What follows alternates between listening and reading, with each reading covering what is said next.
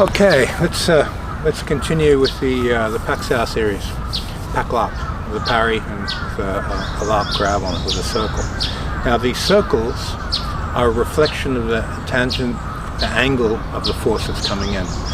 When you intercept the incoming force, what is the best possible angle for you to intercept, curve, and make a circle to deal with the force? And depending on the nature of the strike is what the nature of the spiral, the circle is going to be. Right here. Now, here we have the knife hand, we have a horizontal circle. So I parry, so I've got this line where I want to come through here, there's a punch, but this is still obstructing it slightly. So what I want to do is I want to touch down, find the heels, now I want to make a circle around his body this way. So I touch and I draw it out.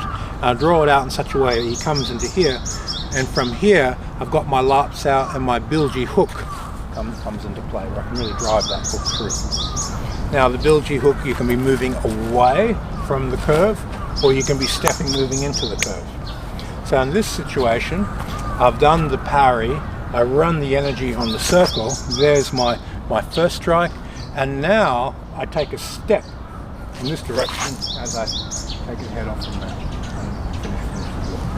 So this works out as a really nice double curve exercise from Chum Kyu and from Bilji form. So I've got a strike coming in this angle, I intercept it, I make a horizontal circle, and then once I'm at this point I step into the strike and do the Bilji hooking punch. Very, very nice exercise. Once you've learnt each one of these circles, so this is a Paklap on the horizontal circle, this direction, you also have the other direction.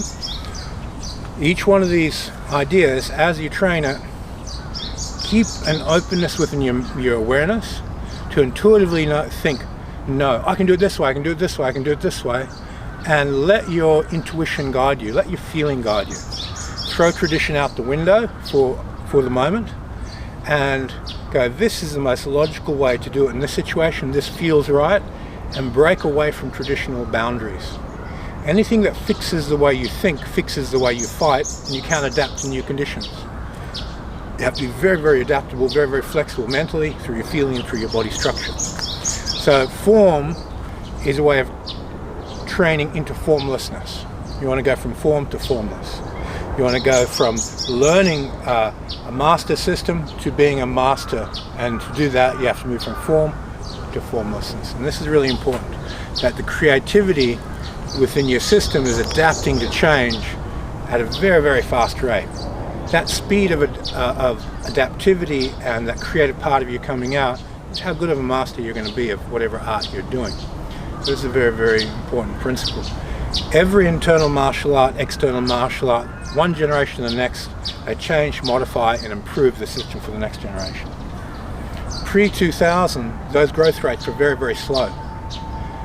After the year 2000, the age of technology, evolution speeding up. It's going into a vertical curve, where things are just changing at an incredibly fast rate. Technology is moving, thinking's moving, people's ability to adapt to change is moving, problem solving is getting quicker.